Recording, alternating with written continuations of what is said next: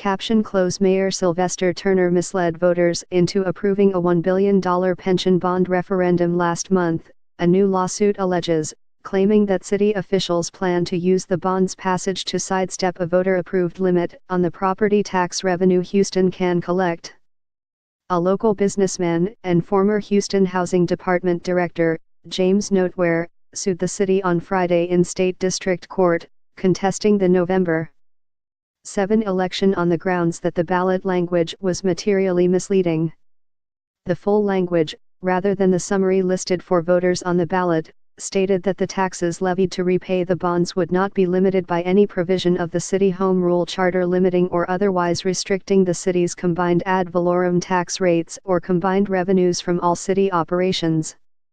The suit claims that phrasing means the taxes levied to pay for the bonds will be exempted from the 13-year-old revenue cap, which limits the annual growth of property tax revenue to the combined rates of inflation and population growth, or 4.5%, whichever is lower. Omitting the fact that the proposition created a $1 billion exception to default limits on the city's taxing authority renders the proposition materially misleading and void, the suit states.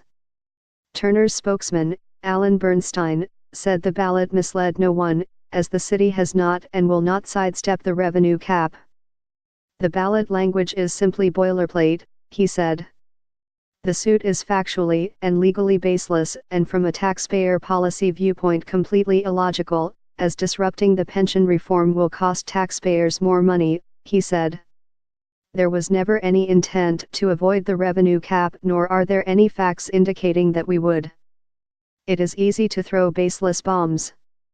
The price of doing so for the plaintiff and his lawyer is far less than the harm he is trying to inflict on taxpayers.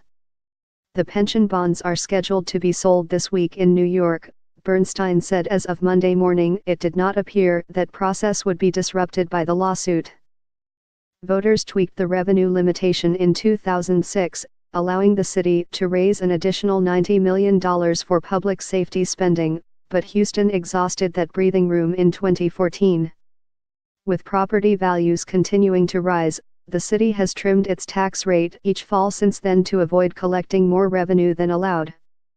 City officials tweaked the cap in 2015 and 2016, invoking flooding disaster declarations to collect a combined $22 million in those 2 years on top of what the revenue limit otherwise would have dictated, in keeping with an exception clause in the cap's wording.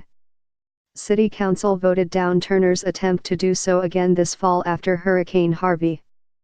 The bonds are part of Turner's landmark pension reform plan, which recalculates the city's payments to erase a more than $8 billion debt over 3 decades, cuts benefits by $2.8 billion, and include a mechanism to cap Houston's future pension costs.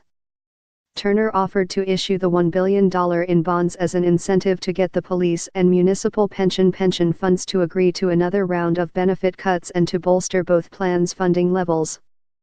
The police plan would get $750 million of the bonds and the municipal fund would get $250 million.